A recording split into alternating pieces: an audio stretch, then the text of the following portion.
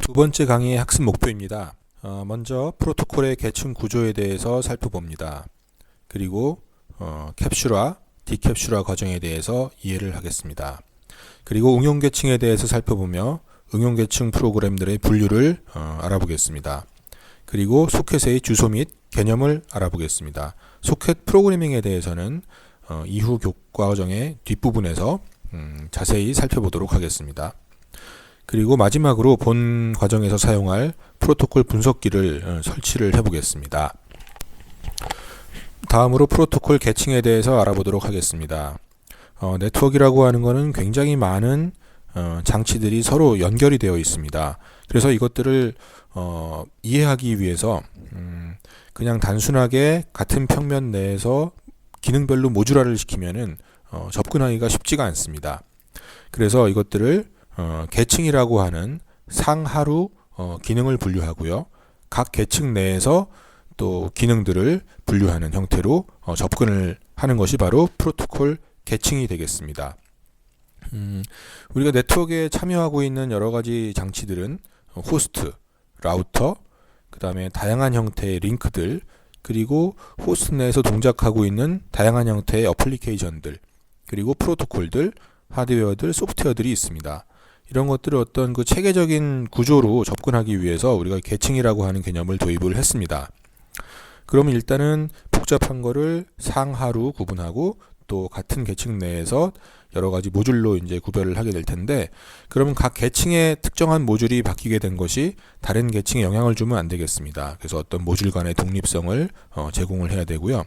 그 다음에 그 이해하기도 편합니다. 기능별로 이해를 하면 되기 때문에 이해하기 편한 장점이 있겠습니다. 그래서 프로토콜은 우리가 TCP/IP에서는 5계층으로 구분을 하고요. 전통적인 ISO 쪽에서는 7계층으로 구분을 했습니다. 우리 이 교과 과정에서는 인터넷을 위주로 다루기 때문에 5계층에 대해서 추후에 살펴보도록 하겠습니다. 네트워크에서 프로토콜 계층에 대한 이해를 돕기 위해서 항공 여행 과정을 한번 살펴보도록 하겠습니다. 맨 먼저 항공 여행을 할 때는 우리가 표를 구매를 하고요. 티켓팅을 하고 그 다음에 공항에서 짐을 붙이게 됩니다. 그리고 게이트로 가서 탑승을 하게 되고요. 물론 이때 짐도 같이 실리고 음식물이나 음료수들도 비행기에 실리게 되겠습니다. 그리고 활주로에서 이륙을 한 다음에 여러 관제탑의 지시를 받으면서 비행기가 실제로 라우팅이 돼서 목적지까지 날아가게 되겠습니다. 그래서 목적지에 도착한 비행기는 역순으로 해서 결국은 목적지에서 짐을 찾고 게이트를 통과해서 짐을 찾고 그 다음에 맨 마지막에 뭐 티켓에 이상이 있으면 클레임을 한다든지 해서 맨 끝에서 목적지에 이제 도착을 하게 되는데, 이러한 과정을 살펴봤을 때 우리 네트워크 프로토콜도 이와 유사합니다.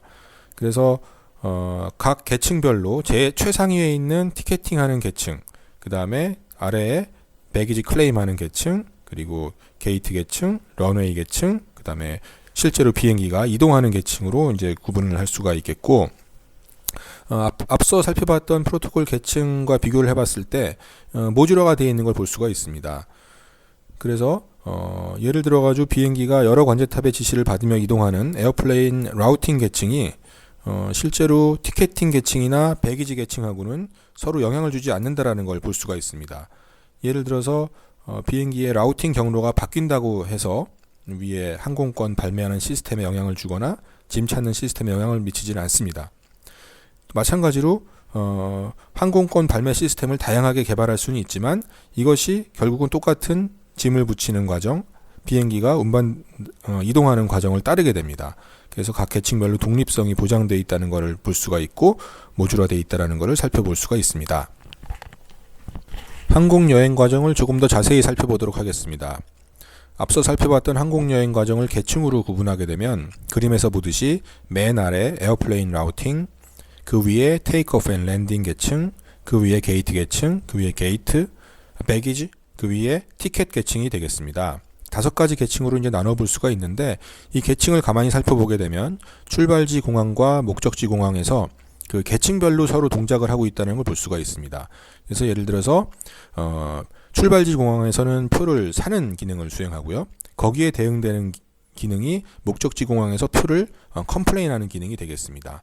짐도 마찬가지로 출발지 공항에서 짐을 붙이는 쪽에 기능을 수행하게 되면 거기에 대응해서 목적지에서는 짐을 찾는 기능을 수행하게 되고, 게이트에서도 마찬가지로 짐이나 사람이 비행기로 탑승하는 거고, 목적지에서는 짐이나 사람이 비행기에서 내리는 이런 기능들이 서로 수행을 하게 됩니다.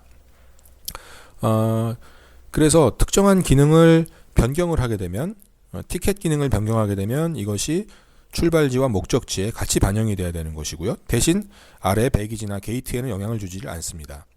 중간에 게이트 기능이 바뀌더라도 출발지하고 목적지에만 영향이 있는 것이고, 다른 계층에는 영향을 주지 않도록 구성이 되어 있습니다. 그리고 또 한 가지는 이 계층을 살펴봤을 때 어떤 그 아래 계층에서 제공되는 서비스를 이용해서 그 위의 계층이 구현되고 있다는 걸 볼 수가 있습니다. 맨 아래 비행기가 실제로 라우팅이 돼서 날아가는 기능이 없다라고 하면 그 위에 있는 네 계층은 아무런 동작을 할 수가 없겠죠. 그래서 이 아래에서 제공되는 기능을 상위에서 사용하는 형태로 계층을 분류를 하게 됩니다. 앞서 항공 여행 과정을 살펴봤는데 이와 유사한 개념으로 인터넷 프로토콜 구조를 살펴보도록 하겠습니다. 인터넷 프로토콜 구조는 맨 하위에 있는 피지컬 레이어, 그 위에 링크 레이어 또는 데이터 링크 레이어라고 부릅니다. 그 위에 네트워크 레이어, 트랜스포트 레이어, 어플리케이션 레이어, 이렇게 5가지 계층으로 구분을 하게 됩니다. 그래서 맨 아래에 있는 피지컬 레이어는 실제로 신호가 전달되는 어떤 경로라고 보시면 되고, 실제로 비트열이 어떤 그 소스에서부터 데스티네이션까지 이동을 하게 될 텐데, 이 비트열이 인코딩이 돼서 모듈레이션이 돼서 증폭이 돼서 전달이 되는 이러한 역할들에 대해서 다루는 것이 바로 피지컬 레이어입니다. 그 다음에 링크 레이어는 서로 인접한 두 개의 노드 간의 데이터를 전달해주는 기능을 정의해 놓은 것이 바로 링크 레이어입니다. 그래서 이더넷이나 무선 랜이나 와이어리스 팬 계통, 즉 블루투스나 직비 같은 것들이 다 서로 직접 이어진 링크로 직접 이어진 노드로 데이터를 보낼 수가 있습니다. 그래서 직접 이어진 노드로 또는 인접한 노드로 데이터를 보내는 데 필요한 기능을 정의해 놓은 것이 바로 링크 레이어가 되겠습니다. 그래서 링크 레이어에서 패킷을 프레임이라고 부릅니다. 그 위에 네트워크 레이어는 링크 레이어에서 제공되는 직접 연결된 노드 간의 데이터 전송이 이루어진다는 가정하에 동작을 할 수가 있습니다. 그래서 이거는 출발지 호스트에서 목적지 호스트까지 데이터를 전달할 때 필요한 기능들을 정의해 놓은 것이 바로 네트워크 레이어입니다. 그래서 네트워크 레이어에서의 패킷은 데이터그램이라고 부릅니다. 그 네트워크 레이어의 주 기능은 라우팅, 포워딩 이와 같은 기능을 수행을 하고요. 대표적인 프로토콜은 IP가 있습니다. 그 위에 트랜스포트 레이어는 어떤 그 프로세스 간의 데이터를 전달해 줄 때 필요한 기능들을 정의해 놓은 것입니다. 아래 네트워크 레이어는 호스트에서 호스트까지 전달이 되는 거고요. 각 호스트에는 여러 가지 프로세스들이 동작을 하고 있을 수 있기 때문에 실제로 통신과 관련된 특정한 프로세스와 목적지에 있는 프로세스 간의 그 통신 기능을 제공해 주는 것이 바로 트랜스포트 레이어입니다. 그래서 트랜스포트 레이어에서는 패킷을 세그먼트라고 부르고 대표적인 프로토콜은 TCP하고 UDP가 있습니다. 그리고 최상위에 있는 어플리케이션 계층은 네트워크상의 여러 가지 어플리케이션 프로그램들이 동작을 할 수가 있는데 그 프로그램에 맞는 어플리케이션 계층의 프로토콜이 있습니다. 그래서 파일을 전달할 때 필요한 FTP, 이메일을 전송할 때 사용되는 SMTP, 웹 브라우징을 할 때 사용되는 HTTP와 같은 어플리케이션 계층 프로토콜들이 있고요. 이런 프로토콜들을 이용해서 실제로 앱을 개발하게 됩니다. 캡슐화 과정을 살펴보도록 하겠습니다. 소스에서 데스티네이션까지 그림에서 보듯이 어떤 메시지가 전달이 된다라고 하면 소스에서 메시지 M이라고 하는 것을 발생을 하게 됩니다. 그러면 이 메시지 M에 대해서 트랜스포트 레이어로 내려오게 됩니다. 그러면 여기서 트랜스포트 레이어에 헤더를 붙입니다. 이걸 HT라고 불렀고요. 그래서 헤더를 붙인 세그먼트가 다시 네트워크 레이어로 내려오게 됩니다. 그러면 네트워크 레이어에서는 네트워크 레이어 헤더를 HN을 붙여서 데이터그램을 만들게 되고요. 다시 이게 링크 레이어로 내려오게 되면은 링크 레이어 헤더가 붙습니다. 그래서 이게 프레임이 돼서 실제로 피지컬 레이어로 내려오게 되면 0과 1의 비트 스트림이 만들어지게 됩니다. 그래서 이게 제일 먼저 도착하는 곳이 스위치가 그림에선 되는데, 스위치는 링크 레이어까지 올라가 있습니다. 그래서 스위치에서는 링크 레이어 헤더를 열어봅니다.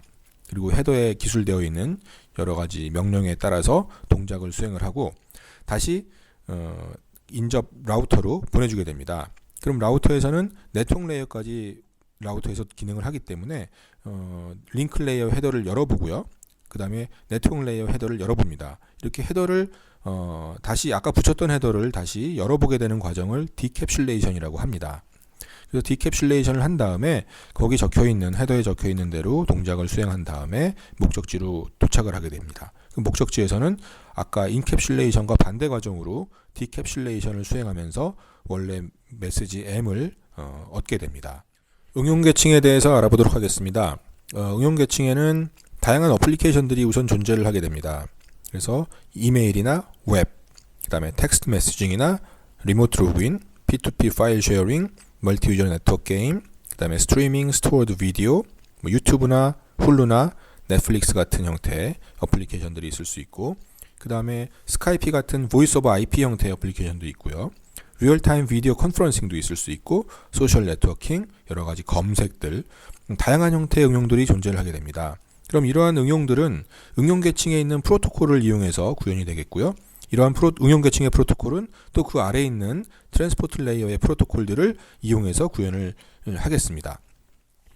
애플리케이션을 만드는 방법에 대해서 알아보도록 하겠습니다. 애플리케이션이라고 하는 것은 어플리케이션 레이어에서 동작을 하기 때문에 우리가 어플리케이션 레이어가 동작하고 있는 노드들의 프로그래밍을 하면 되겠습니다. 그래서 엔드 시스템에서 돌아가기 때문에 애플리케이션 레이어는 엔드 시스템의 그 프로그래밍을 수행을 하면 됩니다. 그래서 예를 들어서 웹서버 프로그램을 웹서버와 클라이언트 프로그램을 짠다라고 하면 서버 쪽에 있는 서버 프로그램을 짜야 되고요. 클라이언트 쪽에는 브라우저 쪽의 프로그래밍을 수행을 하면 됩니다. 여기서 이제 한 가지 생각할 점은 네트워크 코어 쪽에는 우리가 프로그래밍을 수행할 필요가 없습니다. 앞서 그림에서 보셨듯이 네트워크 코어에 해당하는 스위치나 라우터에는 레이어 2까지 또는 3까지 기능이 올라가 있기 때문에 우리가 링크 레이어나 네트워크 레이어는 어플리케이션 레이어와는 상관이 없기 때문에 우리가 그쪽 부분에 대해서는 프로그래밍을 할 필요가 없습니다. 그리고 네트워크 프로그래밍이라고 하는 거는 그 하위에서 제공되는 기능들을 이용한 거기 때문에 우리가 트랜스포트나 네트워크 레이어에 관련된 사항들을 우리가 프로그래밍을 해줄 필요가 없습니다. 그래서 단지 제공되는 기능, 아래에서 제공되는 기능을 활용해서 이용하면 되기 때문에 우리가 뭐 네트워크 레이어에서 수행해주는 라우팅이라든지 트랜스포트 레이어에서 수행해주는 여러 가지 컨제션 컨트롤이라든지 이러한 기능들을 우리가 어플리케이션 프로그래머들이 신경 쓸 필요가 하나도 없는 것입니다. 그래서 어플리케이션 프로그래머들은 어플리케이션 레이어 프로토콜에 대해서만 이해를 하면 되고 그리고 관련된 기능들을 구현을 하면 되겠습니다. 클라이언트 서버 모델에 대해서 알아보도록 하겠습니다. 서버라고 하는 것은 항상 켜져 있는 장치가 되겠고요. 그 다음에 누구든지 접속을 해야 되기 때문에 주소가 변동이 되면 안 됩니다. 그래서 서버는 퍼머넌트한 IP 주소를 갖고 있고 또 서버에 접속하는 클라이언트들이 굉장히 많을 수가 있기 때문에 서버를 여러 개를 동시에 운영을 해야 될 필요가 있습니다. 그래서 데이터 센터를 보통 만들어 놓고 스케일러빌리티 제공을 위해서 데이터 센터를 운영하는 경우가 많습니다. 클라이언트는 서버하고 이제 통신하는 노드가 되겠고 간헐적으로 이제 서버에 불규칙하게 접속을 하게 됩니다. 그래서 클라이언트들은 자기의 그 고정된 IP를 꼭 가질 필요는 없기 때문에 다이내믹하게 IP를 할당해서 사용하는 경우가 많고 그 다음에 클라이언트들끼리 직접 통신을 하지는 않습니다. 서버를 통해서 클라이언트 간 통신이 가능한 형태의 구조가 바로 클라이언트 서버 모델이 되겠습니다. 대표적인 그 어플리케이션들은 이제 웹 브라우징이나 이메일이나 뭐 아니면 그 비디오 스트리밍 같은 그 VOD 같은 서비스 이런 것들이 바로 서버에 있는 컨텐츠를 다운받아서 사용하는 그 클라이언트 서버 모델의 대표적인 사례가 되겠습니다. P2P 모델에 대해서 알아보도록 하겠습니다. P2P는 이제 클라이언트 서버 모델과는 달리 항상 켜져 있는 서버가 없는 모델입니다. 그래서 단말들이 직접 통신하는 형태의 그 모델이 되겠습니다. 그래서 엔드 시스템들이 서버 없이 직접 데이터를 서로 주고받고 하기 때문에 일단은 굉장히 관리하기가 굉장히 복잡하고요. 단말이 그 어떤 조인했다가 또 서비스에서 또 탈퇴를 언제든지 할 수 있기 때문에 여러 가지 복잡한 점들이 많이 있습니다. 그래서 완전히 풀로 P2P 모델로 동작하는 형태의 어플리케이션보다는 컨텐츠를 찾거나 뭐 단말의 뭐 위치를 알아내거나 할 때는 그 서버를 활용을 하고요. 실제로 데이터를 전송할 때는 직접 수행할 서버의 개입 없이 직접 컨텐츠를 운반하는 이러한 하이브리드한 형태의 P2P 모델이 많이 사용이 되고 있습니다. 프로세스들의 통신에 대해서 알아보도록 하겠습니다. 프로세스라고 하는 것은 특정 호스트에서 동작하고 있는 프로그램을 의미하고요. 동일한 호스트에서 동작하는 프로세스들 간에는 인터프로세스 커뮤니케이션, 즉 IPC 기법으로 우리 통신이 가능합니다. 이건 OS에서 제공이 되는 기능이기 때문에 뭐 파이프나 소켓이나 아니면은 메시지 큐나 이런 것들을 이용해서 같은 호스트 내에서 통신이 가능합니다. 그리고 다른 호스트에서 동작하는 프로세스들 간의 통신을 하기 위해서는 어떤 메시지의 교환이 필요하게 됩니다.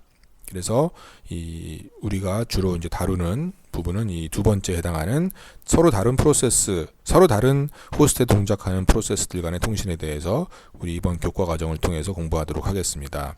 그 다음에 이제 클라이언트 프로세스라고 하는 거는 통신을 이니시에이트 하는 프로세스가 되겠고요. 서버라고 하는 거는 기다리고 있다가 연결 요청이 들어오면 이에 대한 수락을 해주는 프로세스가 바로 서버 프로세스가 되겠습니다. 그 다음에 P2P 같은 경우에는 서버와 클라이언트 롤을 다 갖고 있기 때문에 하나의 엔드 노드가 클라이언트 서버가 다 포함되어 있다라고 보시면 되겠습니다. 소켓에 대해서 알아보겠습니다. 소켓은 메시지를 주고받고 하기 위해서 프로세스가 사용하고 있는 어떤 관문이다라고 보시면 되겠습니다. 그래서 소켓이라고 하는 게 그림에서 보시듯이 트랜스포트 레이어와 어플리케이션 레이어 사이의 문에 해당이 됩니다. 그래서 트랜스포트 레이어 이하는 OS의 커널 안에 들어있기 때문에 OS에서 컨트롤하는 부위고요. 그 다음에 어플리케이션 레이어는 어플리케이션 개발자가 컨트롤할 수 있는 부분입니다. 유저 레벨에서 구현이 되는 부분이기 때문에 그래서 이 소켓이라고 하는 인터페이스를 통해서 OS 커널에 접근을 하는 것이죠. 그래서 메시지를 네트워크를 통해서 보내고 싶을 때는 소켓을 이용해서 메시지를 뿌려주면 되고요. 그 다음에 메시지를 수신할 때는 소켓을 이용해서 메시지를 받아내면 됩니다. 이때 메시지를 보내는 쪽에서는 소켓을 열어서 메시지를 던지면 트랜스포트 레이어에서 그 메시지를 알아서 목적지까지 운반을 해준다라는 개념입니다. 그래서 소켓을 이용해서 프로그램을 짤 때는 소켓을 여는 과정 그리고 그 소켓을 통해서 메시지를 트랜스포트로 던져주는 과정까지만 구현을 하게 되면 메시지가 목적지까지 전달이 되는 부분들은 그 아래서 이미 다 동작을 하고 있다라는 가정이 깔려 있습니다. 프로세스들의 주소입니다. 우선 호스트에는 32비트짜리 IP 주소를 다 갖고 있습니다. 그래서 호스트를 아이덴티파이 할 수 있는데 그 특정한 호스트에는 여러 개의 프로세스들이 동시에 동작을 할 수가 있습니다. 그럼 이러한 프로세스들을 아이덴티파이 하기 위해서는 IP 주소만 가지고는 32비트 IP 주소만 가지고는 불가능합니다. 그래서 이런 프로세스들의 주소를 부여하기 위해서 포트 번호라고 하는 것을 사용합니다. 그래서 예를 들어서 HTTP 서버 같은 경우에는 80번 포트를 이용하고요. 메일 서버 같은 경우에는 25번 포트, 이렇게 잘 알려진 포트를 사용을 합니다. 그리고 그래서 만약에 특정한 클라이언트가 서버에 접속을 하고 싶으면 서버의 IP 주소만 알고 있어서는 접속이 불가능합니다. 왜냐하면 그 서버에서 동작하고 있는 여러 프로세스들이 있기 때문에 그 프로세스 중에 어떤 거에 접속을 해야 되는지를 명시를 해야 됩니다. 그래서 웹 서버 같은 경우에는 우리가 80번 포트를 쓰기로 약속을 해놨기 때문에 우리 브라우저에서 알아서 80번으로 접속 요청을 수행하게 됩니다. 이렇게 웰노운 포트가 아닌 경우에는 미리 약속된 포트가 아닌 경우에는 서버하고 클라이언트가 몇 번 포트를 쓰는지를 서로 미리 알려줘야지만 상호간의 통신이 가능하겠습니다. 응용계층 프로토콜에서 정의하는 것들입니다. 먼저 교환되는 메시지의 그 종류에 대해서 정의를 하게 됩니다. 그래서 이 메시지가 리퀘스트인지 리스판스인지 하는 그 메시지의 종류를 정의하게 되겠고, 그 다음에 메시지의 구조를 정의하게 됩니다. 그래서 메시지에 그 필드들이 여러 가지가 있을 텐데 그 필드들이 무엇인지, 그리고 이런 필드들을 어떻게 구별해낼 수 있는지, 수신한 사람이 메시지를 받으면은 BTR일 텐데 그 길이를 우리가 필드별 길이를 알려줬다고 하면 그 메시지를 구분해낼 수가 있겠죠. 그래서 이러한 메시지의 구조, 그리고 또 메시지의 의미, 그 각 필드가 가지고 있는 그 의미는 무엇인지 하는 것들을 정의를 합니다. 그래서 이 메시지를 보내거나 받았을 때 또 어떠한 액션을 수행해야 되는지 하는 것들도 역시 정의를 합니다. 그래서 이러한 것들이 프로토콜로 다 정의가 되고요. 대표적인 그 오픈 프로토콜은 RFC에서 이제 다 명시가 되어 있는데 대표적인 것들이 HTTP나 SMTP입니다. 이런 것들은 RFC로 표준이 만들어져 있기 때문에 이 표준에 따른 그 HTTP 표준에 따른 여러 가지 응용 프로그램들을 우리가 많이 볼 수가 있습니다.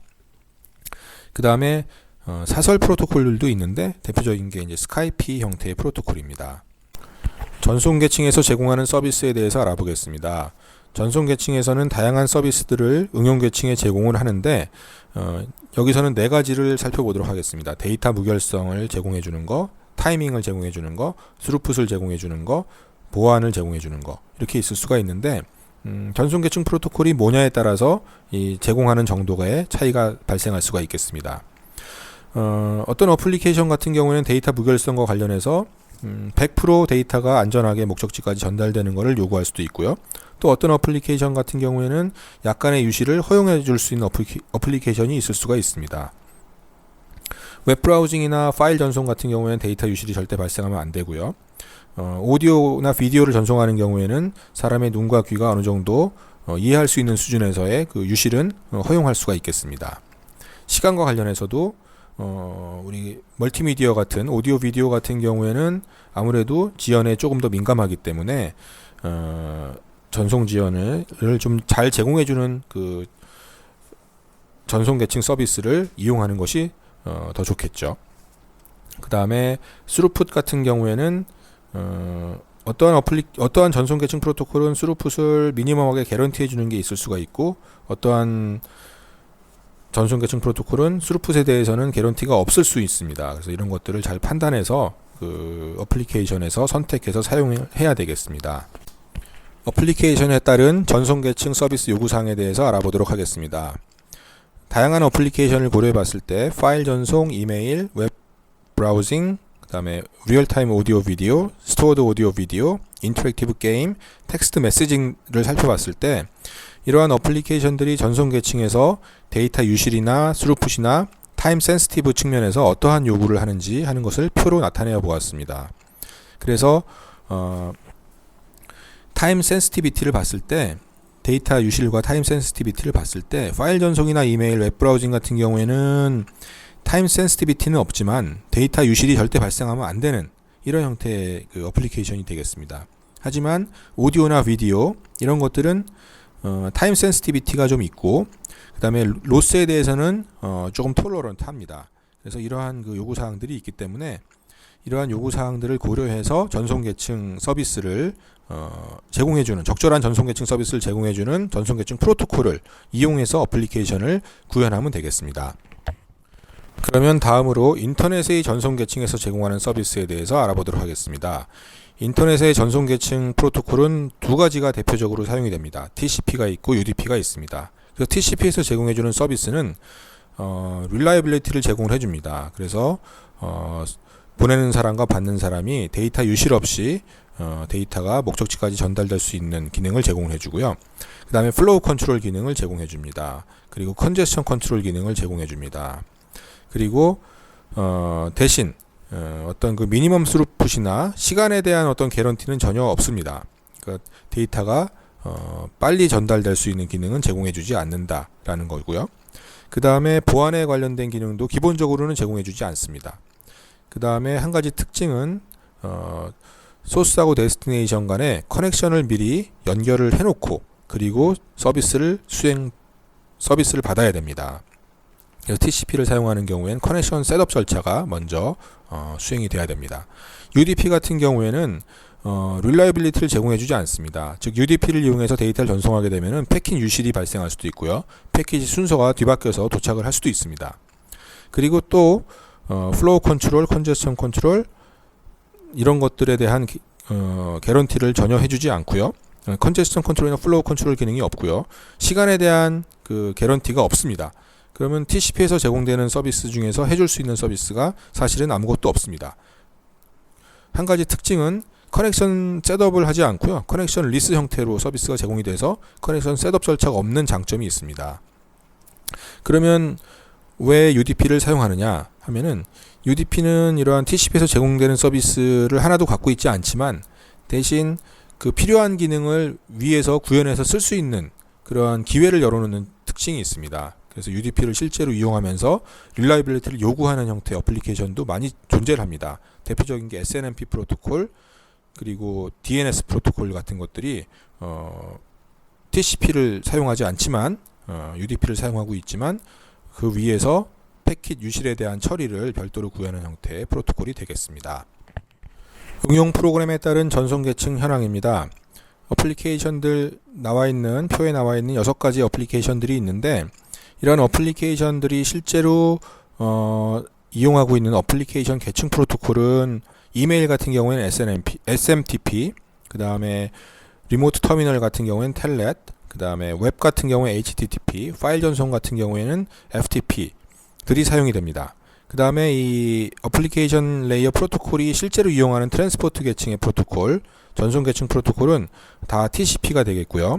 그 다음에 멀티미디어 같은 경우에는 TCP나 UDP가 사용이 됩니다. 그래서 만약에 HTTP를 이용한 스트리밍 멀티미디어 같은 경우에는 TCP를 사용하겠고 RTP를 이용한 스트리밍 멀티미디어 같은 경우 UDP를 사용하겠습니다.